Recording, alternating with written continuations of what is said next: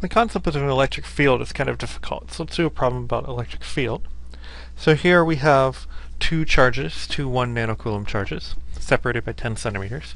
We want to know what the magnitude and direction of the electric field is at the point that's shown here. The first thing we need to think about with an electric field is it's kind of like electric force, except without a charge at that little point where we're interested. So we're going to do actually something very similar to what we would do if this was a Coulomb's law problem, which is that the first thing we're going to do is actually draw something that looks like a free body diagram.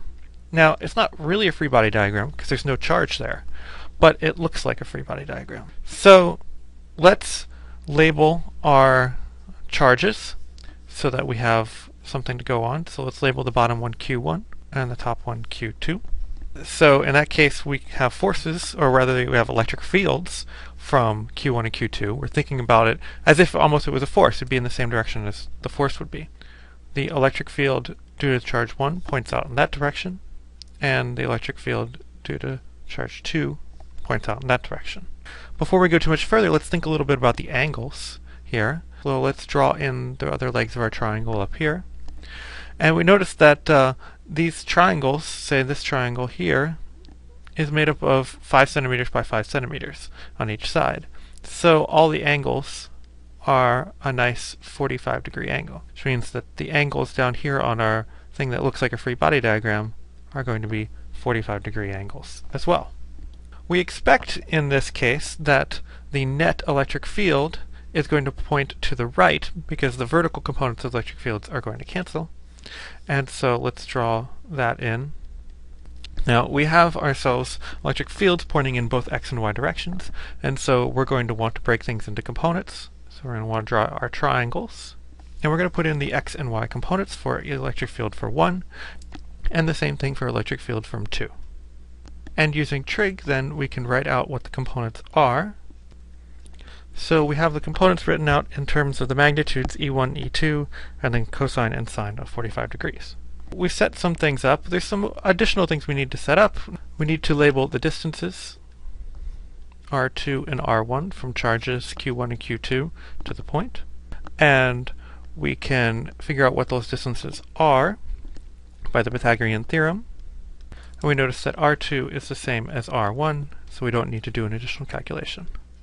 We may also need the magnitudes of electric fields E1 and E2, and we notice that magnitude of electric field 1 is the same as the magnitude of the electric field for 2.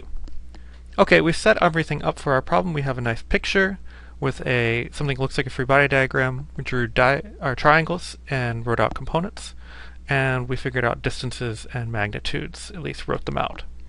Let's then go to the next step. And the next step is to do something that looks like Newton's second law, but not quite. So we want to find the net electric field.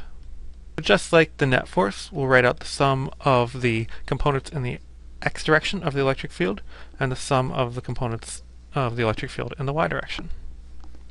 In the x direction, the electric fields point in the same direction, the positive x direction, while in the y direction, the electric fields point opposite directions. We can already expect, given that we guessed that the net electric field was in the x direction, that the y components of the electric field are going to cancel. And we can be a bit more specific about that by noticing that since E1 and E2 are the same, that they're going to cancel. And we get 0 for the electric field in the y direction. In the x direction, we have to write that out a little bit more detailed. And we can actually multiply the electric field due to the first term by 2, since again, electric field of 1 is the same as electric field of 2, so we don't have to do twice the work, we just multiply everything by 2. And if we multiply these numbers out, we get something around 2500 newtons per coulomb to 2 significant figures.